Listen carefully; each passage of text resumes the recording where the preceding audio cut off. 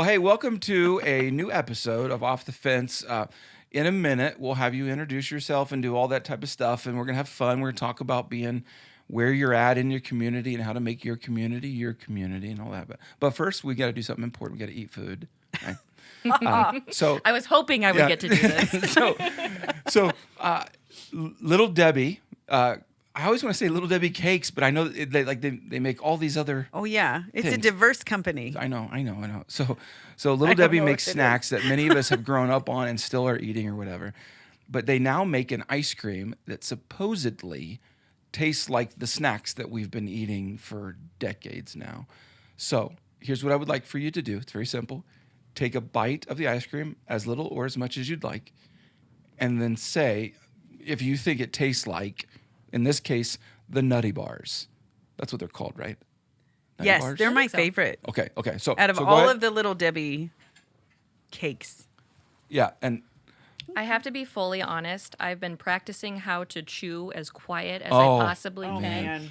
in anticipation for what you were going to feed me. it's It is. it becomes ASMR way too quick. I still don't know Way what too that quick. means. But when the first one came out, we were like in the car Oh, together We were all at a disgusted. conference in California or something, and we're like, we're so loud. Oh, What's yeah. happening? Oh, yeah. So disgusting.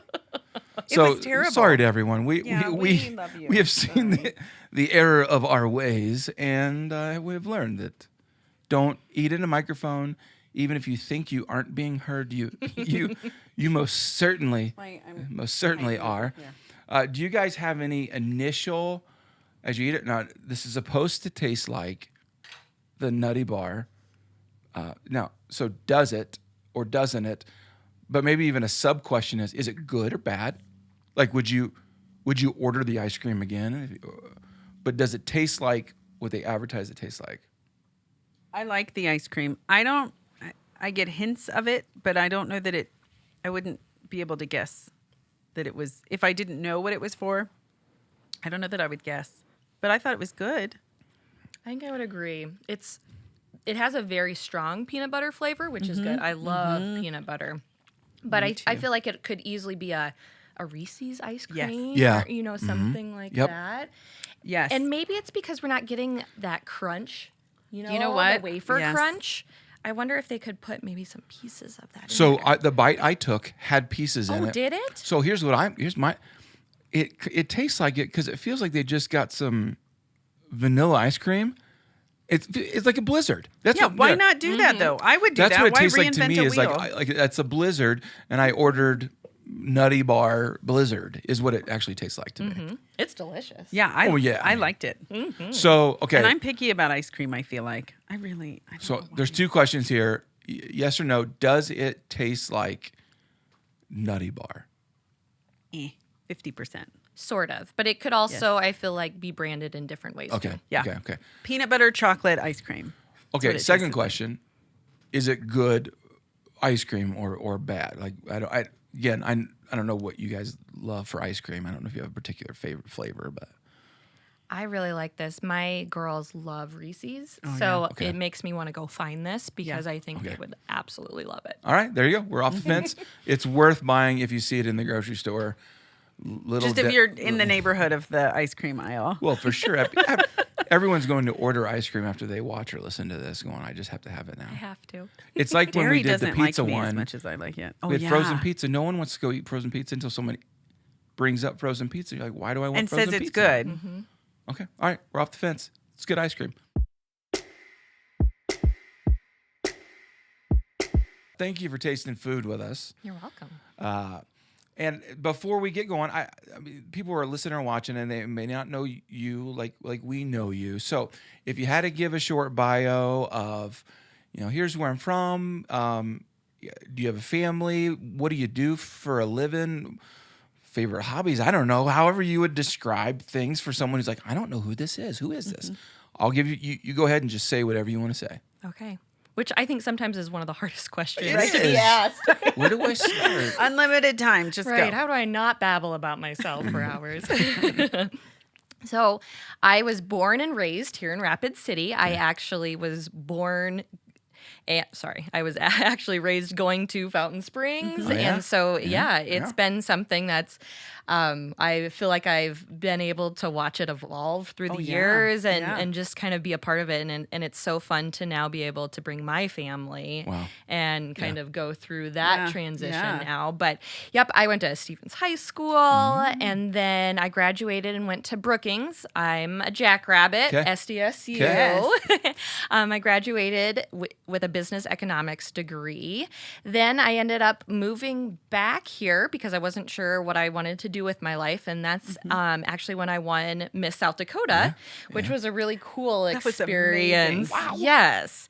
I have so many exciting memories of that season because you leveraged it in a way that I wouldn't have if I was your age walking through that. Like you really made the most of that to Thank you. turn it back to the community. Right. I was so proud and I learned so much from you. Sorry, keep going. I appreciate that. And I think that's one thing as I kind of talk about my life and stuff. If I was talking to my preteen self or even my teen self, everything that I have done once I got out of high school to where I am now, I would have never guessed it. It was nothing that was ever planned, nothing that I had sort of ambitions towards. And it's sort of wild the journey that God has taken me on. And I turn 32 next week. So there's still a large journey ahead of me. Yeah. And it's been kind of fun to be along for the ride. Yeah. At times. Yeah.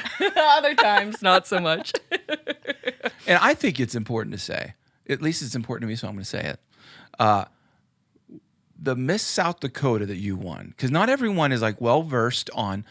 So which one is it? It's the one that you have to have talent in. Yes. And I wanted to bring that up. Thank you.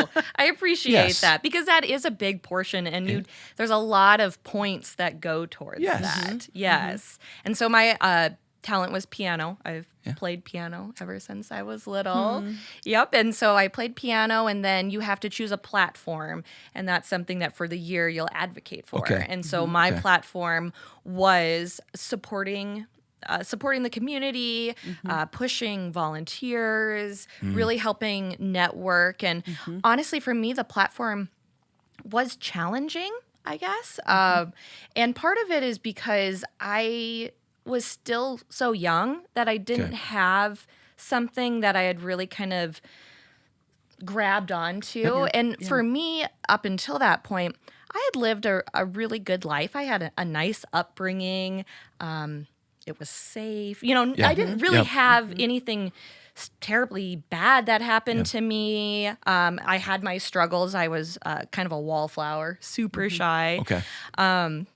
But other than that, it was a good childhood and, good high school years. And so for me, I didn't have this thing that I was super passionate about. And so I just kind of went back to my roots of when in doubt, just get out in the community and help your neighbor. Cool. And so that's sort of where that started. Yes.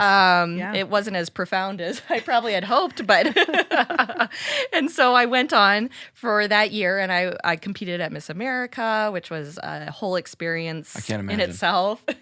It was still crazy, just kind of thinking back to it. And then after that, I was in sort of that same boat of, I like business, but what does that mean for a career? Right. And so I started in sales at the NBC TV station. Okay.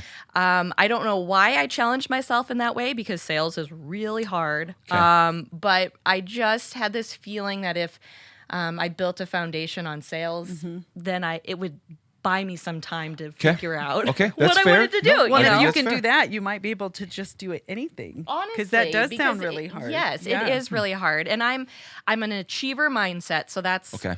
I want to point that out because I think you'll see that as I talk about different things. That's how I always am, even when I try not to be. Okay. Unfortunately, it's something I wrestle with at times. Mm-hmm. So I started out selling, like commercials on TV and different pieces like that. And then I worked my way up to local sales manager. And then I got different departments put underneath me to the point of where I was the VP of sales and marketing for the TV station. Awesome. Yeah. And I learned so much. I was able to work with the community in different ways. We were able to help give voice to things, and we were able, even paid marketing is something that it can make or break sometimes, Okay. especially a small business, Yep. if they're going to be getting people Yes. in their doors or not. Yes. Yep. So Yeah. it was something that, I really loved, and I was there for 9 years, and I felt like this was kind of the path I was on, right? Okay. Yep. Well, that's a short bio, but there's more to why I'm at Monument Health right now. And so Okay. if you're okay with me I- diving into that. I want to hear all about it. Okay, So, Yeah. okay. Yeah. So when I was married when I was 23 to my college sweetheart. He's from the east side of the state, but I wrangled him into coming out Good job. West River. Good job. And now he loves it. job. It's so much awesome. nicer over here. That's awesome. But I became pregnant at 25 with our first child. So, you get out of college, you get a job, you get married. Once again, I was kind of living that very predictable life, and it aided in my belief of this achiever belief, right? Okay. Is that you work hard, you do things right, and good things follow, Yep. right? Yep. And to a fault in my personal life, but then also in my faith. That's sort of how Yeah, for sure. it was. And even though I was taught that it wasn't necessarily transactional, that's still just how I believed. You still it. have your own personality. You Right. still- Yep. Yes. So when I was 25, everything was going great. It was a good pregnancy. I was happy. I was so excited. Found out we were having a little girl. We named her Cammie. I just, I couldn't wait. We were ready to go. And then and it's actually the anniversary of this is coming up in a couple of weeks, but I woke up in the middle of the night with a burning pain at the top of my stomach. And as the night went on, it radiated around my entire core. So I called in, not thinking much, and they said, well, you probably have heartburn or something. Just take some things for that, and why don't you come in the morning? I had a doctor's appointment anyway, and we'll check it out. Okay. Well, I barely slept. It hurt so bad, but I'm like, okay, well, heartburn, it can be tough. You've been there, I'm sure, especially during pregnancy. So, and just a little heads up of where I was at. I was 3 months until I was supposed to be giving birth. Okay. So Okay. I was at 27 weeks. Okay. Okay. Wow. Yes. So we go into the doctor's office and we're talking and I'm kind of explaining it. My doctor's like, well, you look okay. And I said, I have gotten very good at putting on a brave face. Yes. I put my hair on, I do my makeup, I dress up, and once again, to a fault, some of Okay. these times I had gotten to the point of knowing how to hide Sure. a lot of things. So thankfully, my husband kind of said, Anna, she's Okay. just putting on a brave face. There's something wrong. Okay. So they said, okay, let's send you to the hospital. So I went to the hospital, it was Rapid City Regional Hospital, Okay. now is Monument. And they put me in a room and they started doing some testing. And my pain had kind of gone away. And so we were just sort of hanging out, waiting for my doctor to come back, doing some different tests. And then that afternoon, the pain came back, and it came back with a vengeance. Okay. And the nurses start getting a little nervous. So they're calling my OB, trying to get her in. Okay, what's going on? They're watching my blood pressure. Okay. I've never had blood pressure issues. Okay. I've really never had any health issues. Okay. I've been very healthy. And so it starts going up and up and up. I start swelling. All of my body starts swelling, and they're frantically trying to figure out what is going on. They do more tests. My doctor races in and says, the pain in your stomach is that your liver is about to rupture. And the reason that your blood pressure now is at a level that we are scared you're going to have a stroke Oh my. is that you have extreme preeclampsia and HELP syndrome, which it was kind of like a double dose of things. And so there were a lot of different things that were happening. My platelet levels were dropping. My blood pressure was skyrocketing. My liver was about to rupture. But in layman's terms, the pregnancy had become toxic to my body, and it was killing me and my daughter. Wow. Yes. Yeah. Yeah. So, 25 years old, thinking that everything was just fine. Mm-hmm. I had never dealt with anything too difficult, Right. And my husband and I are looking at each other saying, what on earth is happening here? Yes. Yes. And they end up having some NICU personnel come in and talk to us because they said, we hope to keep her inside of you, but at the rate that this is going, the only way for us to save both of you, or at least one of you, is to have this baby. Yes. Wow. And they started giving me drugs because her lungs weren't developed yet. Okay. You don't have, this child is not ready. Yes. God had not made her ready yet Right. to be out in this world Yes. on Yeah. her own and not Right. still inside of me. And so they were doing everything that they could. They put me on some drugs to try to keep it at bay as best they can. And then it got to the point of they were saying a lot of things, but I don't know if it's that we weren't understanding it or if they were trying to protect us, I guess, from the information Okay. at the time. All right. But I've always been fairly intuitive. I could just tell. And I knew my body too. I knew I was dying. I could feel it. But I was so present in it and I didn't know what to do. And I had this point in time, and you always say that if you had to choose between yourself and your child, that, you would choose your child. And at that point in time, when I was actually like facing it of, okay, my husband might have to choose between the two of us, I couldn't, part of me was like, I don't want to die. Yeah. I Right. could just see all that was left of my life. I felt like I was just getting going. But then the thought of losing this child that we had hoped and wanted and planned for was also devastating. And so the only thing, I couldn't say it out loud to Josh, but I just said, I don't want to die. And so as you can imagine on his end, he is frantically trying to stay brave, but at the same time facing a world where he might lose his wife and his daughter. Right. Yeah. And lose everything Really I mean, it's so quickly. Yes. Yes. That it escalated fast. It It sounds like. escalated so fast. And so they induced me and they started monitoring. Well, I started to then have contractions because I was induced. And every time a contraction would happen, her heart rate would drop.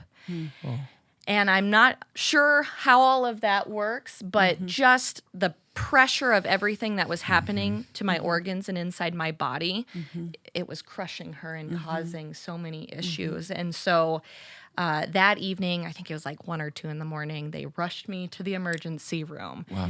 And I had a C-section. And on that day, I had, her name's Cammie, my daughter, and she was 1 pound, 15 ounces.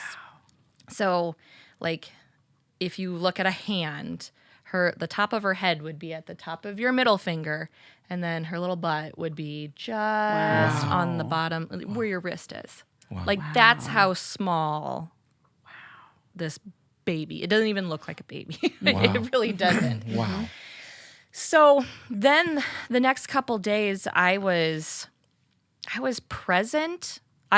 Because I was present through everything, but yet I was just in this whole other realm, Okay.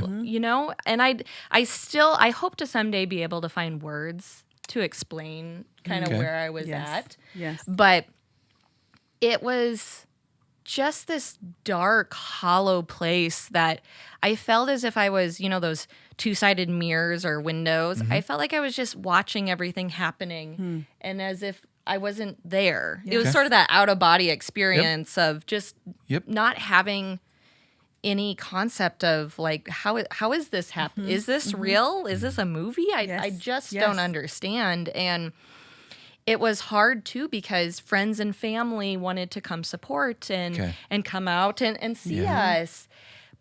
But I couldn't. I barely could socialize. Yeah. Oh, because I cannot I imagine. just was still stuck in what on earth is happening. Yes. Am I still okay? Because I was still so sick. So that was the thing then is that even though we were able to bring down some of the levels, we both were in a very unsteady place, not knowing kind of where we'll go from there. So one of the craziest things about having a baby that's born early is that you anticipate those screams, right? When they're first born, the first cry. Well, you don't have that. The room is silent when they're born, and it's just eerie, you know? And so all you hear is just shuffling of nurses and doctors, and I wasn't able to hold her because she had to be immediately taken to the NICU, hooked up to oxygen, all that type of stuff, and so you're just like, did I even have a baby? Like what is happening? And wrestling through trauma, like physical trauma, but the emotional. And the emotional. Because trauma, having a right? baby at full term is also, it's Yes, exhausting. it's so this is a exhausting. whole nother level, though, of, Right. of like crisis response. Right. And it was so challenging. And I felt like none of us were my family and Josh's family and our friends, none of us were really equipped to be able to kind of walk ourselves through this. And, so we eventually, after a couple days, they sent me home, and you go home alone. We then would go spend hours every day at the hospital. And so I had her on a Tuesday. I was not able to hold her until that Saturday. Oh, wow. Yes.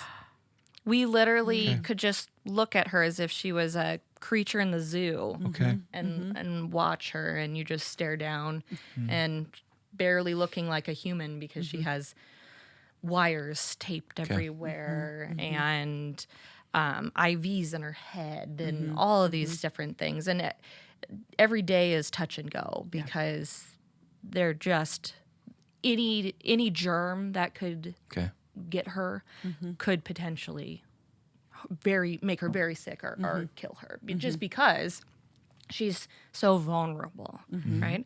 And so we did that, and she was in the NICU for 2 months. Now, she was actually supposed to be in there longer, but Cammie, if you ever meet Cammie, you will just see it. She's got this fire in her. Yes. And the NICU nurses always told us that. They're like, there's something about this one. They're like, she wants to get out of here.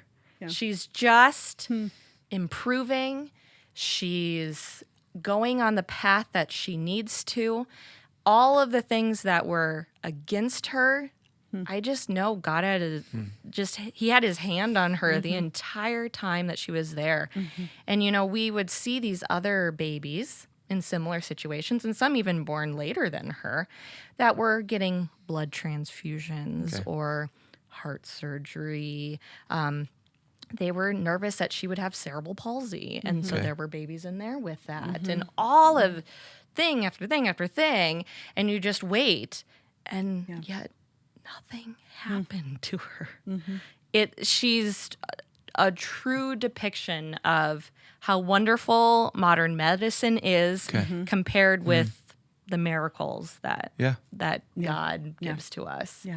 But it was, we were able to take her home after 2 months of being in there. She was only 4 pounds.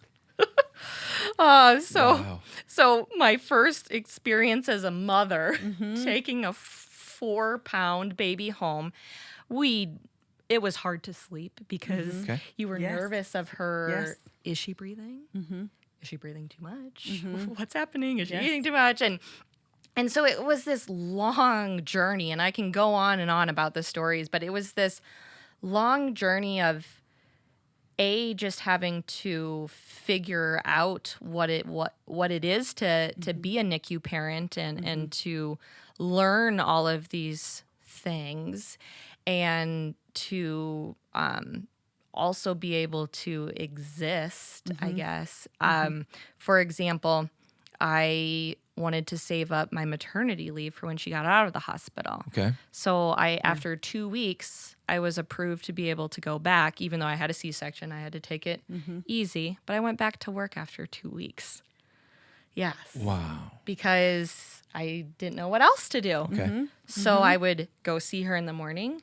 I would go to work and go back. And that was just the world that we lived in. And it was, I don't know, it was just wild. And fast forward about a year later, she had been healthy for so long, and she was really kind of getting into just normal kid things, and life was kind of, it felt like back on track. Okay. But I had become a ghost of a person. I didn't have love for anything. I didn't feel sadness. I didn't feel mad. I was just existing. And it was it was the way that I was able to protect myself, I think. Okay. Because there was that darkness. Yep.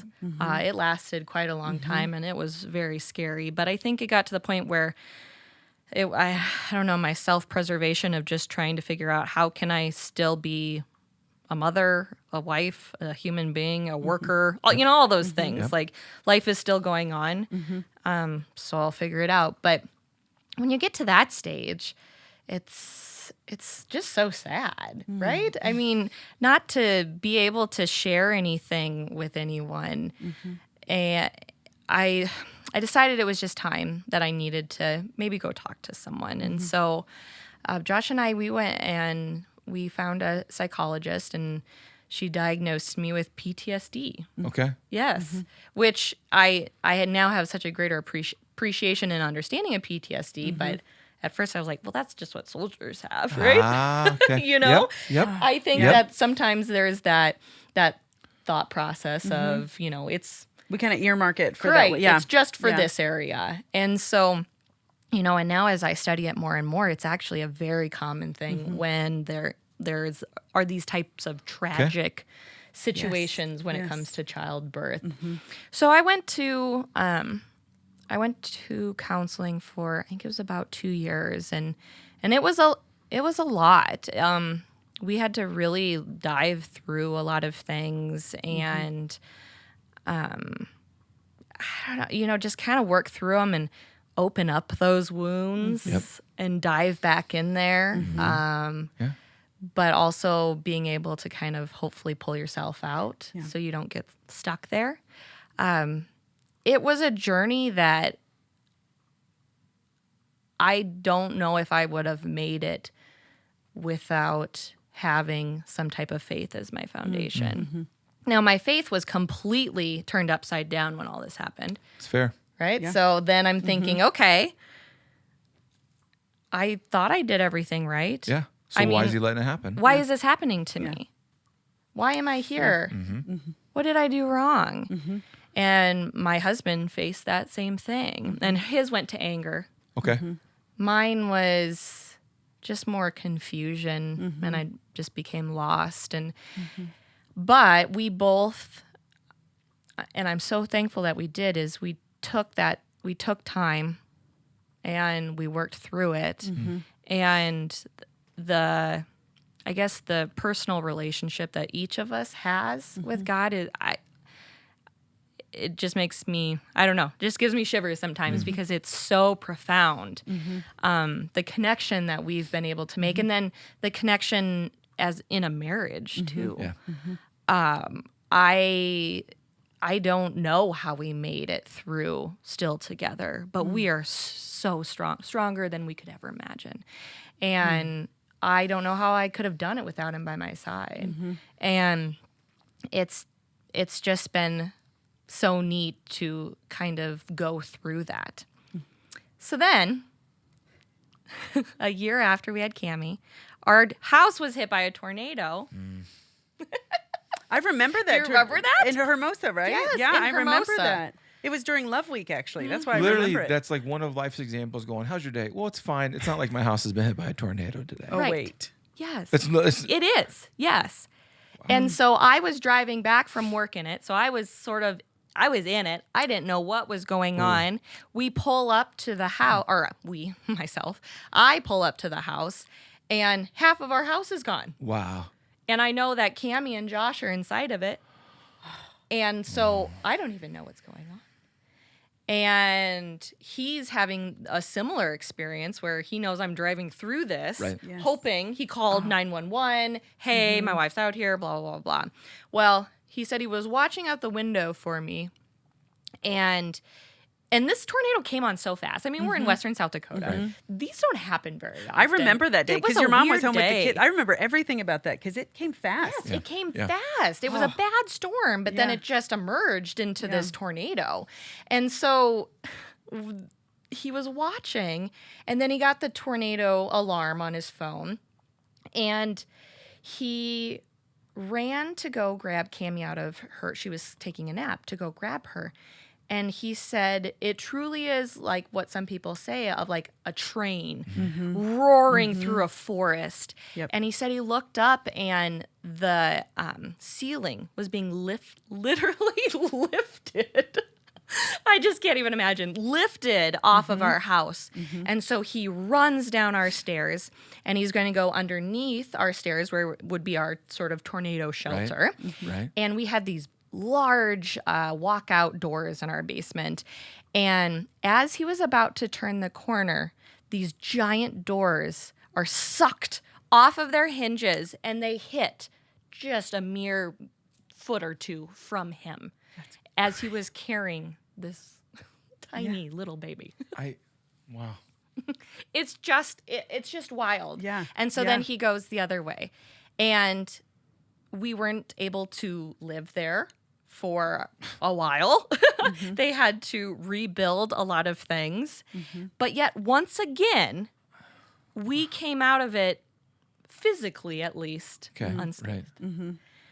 And then the next year, and it's kind of my story of threes, is then we were terrified to get pregnant again. And so much is not known about preeclampsia and HELLP syndrome. It's just this, they don't know what causes it. They don't know how people get it. Okay. And so they said, you might get it again, you might not. Josh was at the point where he said, I don't know if I can go through it again. Yeah. He said, maybe we should look at adoption or something else. And there was just something inside of me. And I don't know. I mean, it turned out okay, but it was very risky. It was so risky for me to get pregnant again.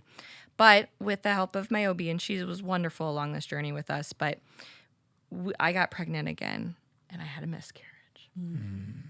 And it was just one of those things where we're like, we just can't catch a break. I mean, why? What is happening? Why is this happening to us? How are we supposed to face this? And, you know, it gave us for a while, a pretty, I don't know, kind of a broken view of the world and parenthood and being an adult and all those types of things.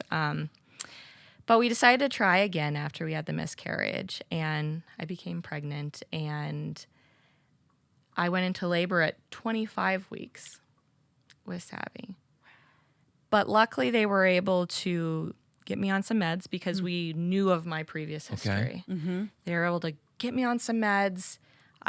They put me on bed rest, and then I was able to basically keep her in until she was born at 35 weeks. Okay.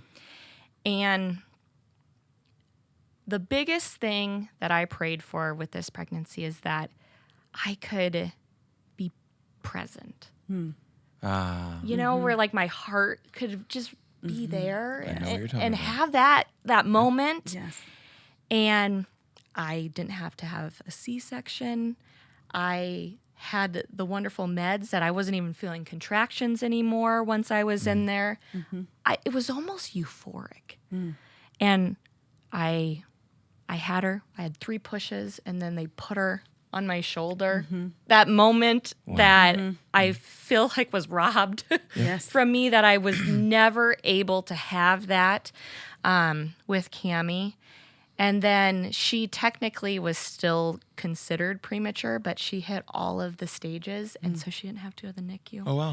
We were able to take Wow. her home. Okay. Everything was what I had prayed for. Yeah. Yeah. Is that I was able to be there with my husband and be able to make that connection with her. And then, when my parents brought Cammie in afterwards, and we were able to have that, those Yes. moments that Yes. sometimes it's easy to take those for granted. Right. Right. And so, Yes. that was kind of the beginning, I guess, of my healing. And so Savvy is going to be 4 in August. So, and Cammie turns 7 at the end of the month. We are finally getting to a place, I guess, that I just feel strong. It's that transition of going from a victim to a survivor of all of this. And it just feels wonderful. So, a year ago, Monument Health reached out to me. I did not apply for this job. They were looking for a community relations person. Okay. And my name had come up. And so they wanted to bring me in and see if this is something that would be of interest. Okay. We talked through it. I ended up applying, and I ended up getting the position. And it was challenging to change. Sure it was. I was changing industries. Yes. I Yes. was changing from small business to corporate business. All of these different things. And it was terrifying. But at the same time, my heart never left the hospital after everything that I went through. There was just this weird thing of, I would have daydreams of just wanting to go back and walk the halls of the hospital. I always thought I was crazy. I was like, I don't know what it is. I just want to be there. I just want to get back to whatever it was. And I don't know if it's to go back and try to find whatever I felt like I lost. I don't know. Okay. But this job opportunity then became my way back to the very place that I was saved and Cammie was saved. In like I said, my journey, I would have never imagined this happening. Yeah. So now in May, I have been there for a whole year, and my entire job is to help support and advocate all of our different service lines in the healthcare system, and then to take our revenue dollars, a certain percentage of them, and put it back into the community. Wow. I mean, sometimes I wake up and I'm like, is this real? That it's That so I get to powerful do to me, though, this? the illustration of that, though, that being able to be at a place and part of your healing, I think too, like because the Lord just never wastes anything, and we know that, but to see it where you're getting to impact the people there and in the community, Right. That's just so powerful. It really is. It's incredible. That's a brave step for you too, though, to thank you. to say I'm not just going to leave the industry that I'm in, but I'm also going to go to a place that's full of so much goodness, but also so much pain. pain. It's huge. Right. It's like and, and that's what I sometimes, going back to how shy I was growing up, and then to look at where I am now. One of my favorite things to do is sit down and talk like this, or to public speak, or I go out and I talk to so many different people. And this is from someone who was scared to talk to someone other than my couple of really good friends in the lunchroom. Yep. Yeah. And it's all these different pieces that the reason I got into pageants, because my Aunt Val was waiting for the first girl. Come on, we're gonna get her into the pageants, and that was me. And I was like, no, I could never do that. But through a little persuasion, I tried it out, and what I loved is the feeling I received after I moved out of my comfort zone, and I felt, like you kind of open up. Yeah. And so I have found myself almost kind of craving those types of things. But at the same time, my achiever mentality, I'm learning how to fail, I guess, for lack of a better term, or to make those mistakes. And sometimes you have to do it in a public way. And that's hard. And it's scary. It's so scary.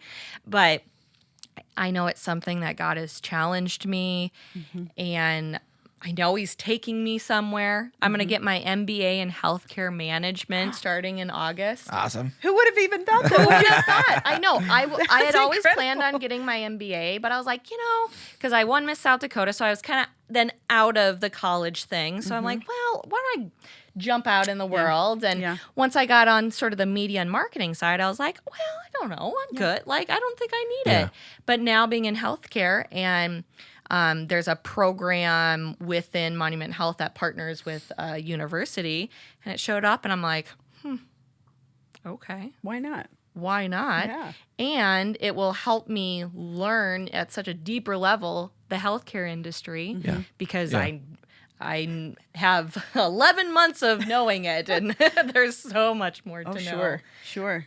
Excuse me, but it's one of those things where it's like, if I would have gotten my master's originally, I have then hoped that I would have gotten one specializing in. So I don't know, but it's just so neat to see how God has played such an impactful role on my life and on my husband's life and my daughter's, and I feel so honored to be called to be a leader, I guess. I know it's difficult, and I know that it requires a lot of me, but it fills me up. It makes me feel like this life is worth living. And I think that's something too, of like, when you have to, especially at a young age, face mortality. Right. You do have a different perspective on everything. Oh, yeah. And the trivial things in life, they play out differently in your mind and your daily life. And sometimes I wished that I never would have gone through that, because it still haunts me.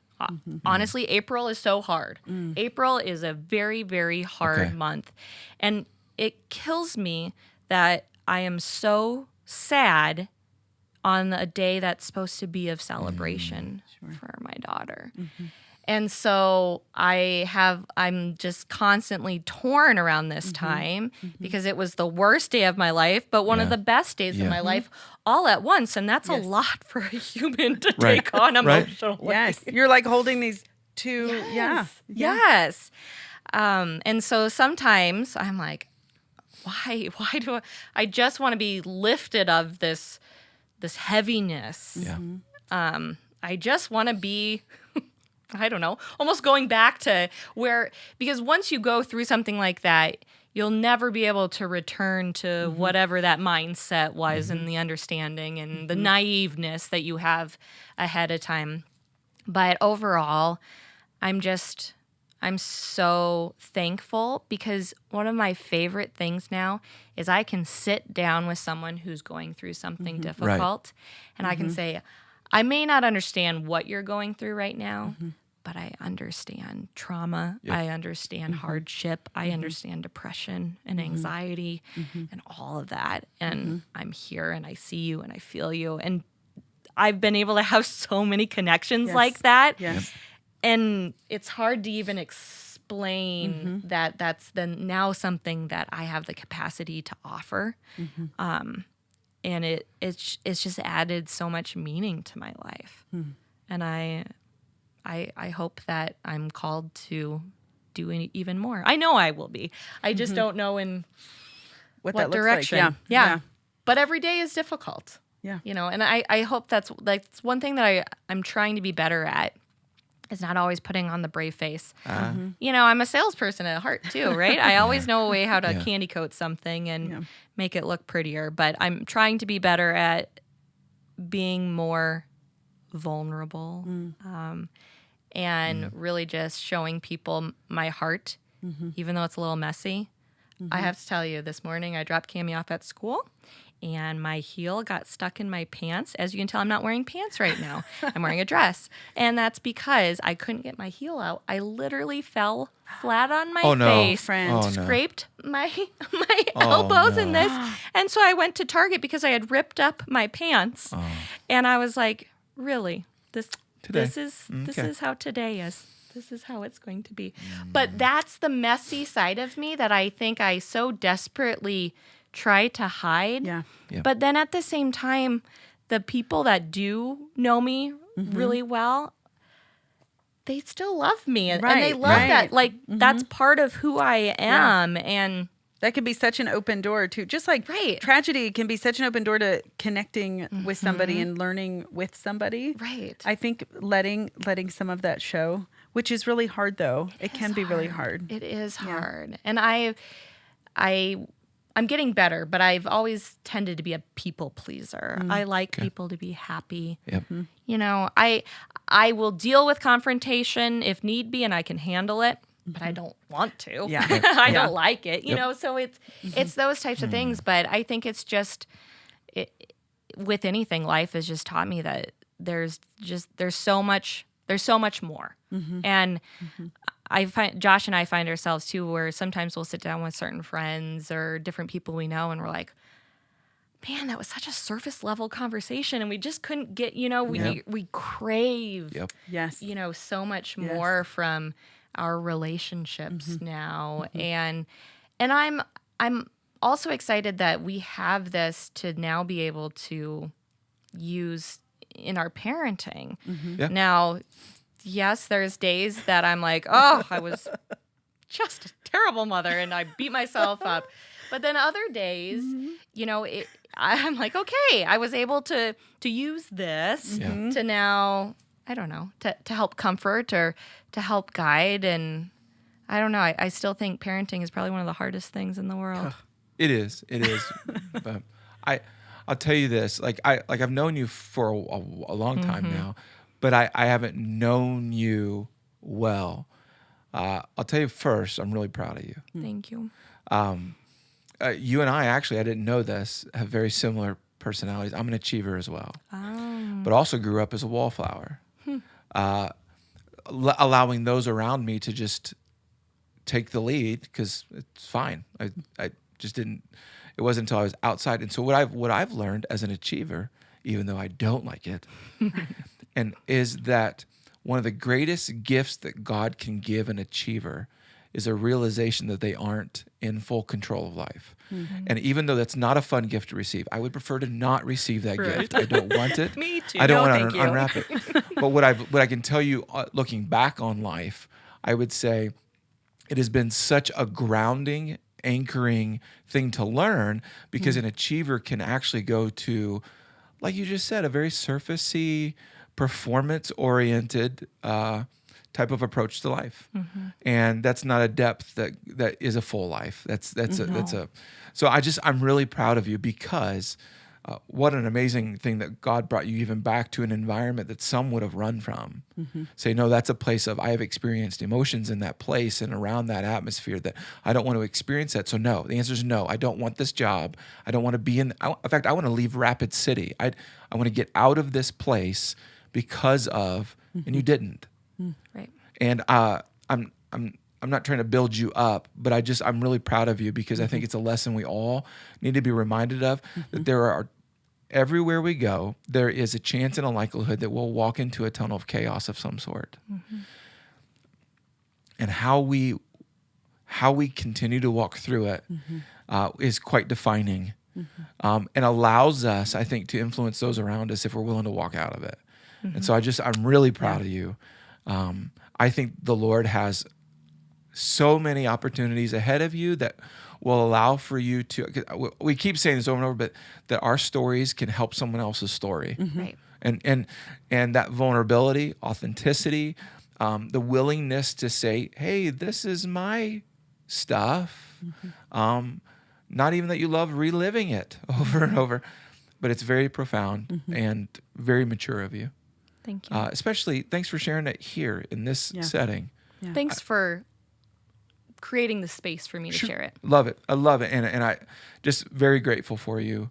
I hope that whoever's listening and watching repeats this one and says, okay, because all of us, we're all young enough to say that there probably is going to be something ahead of us someday where we're going to need reminded we need to keep going. We need to stay open, not wall up, and let's keep doing this. And these are the stories, I think, that give us the prompting, like, okay, I can do this. We can do this. We can walk through this. We need to walk through this. Right. So thank you. You're welcome. If you are listening, watching, however you, and you have questions, thoughts, you can text us 605-250-1224. But Anna, we're just so grateful for you. So grateful. Thanks for your vulnerability. Yeah. Thanks for what you're doing in our community, by the way. Oh, man. That you are literally investing in our community and making sure that what needs to be done gets done. We're grateful for you. So thanks for being on this. Thank you. For those of you appreciate being listening, here. for those of you listening, thanks for listening. Thanks for watching. We love you very much.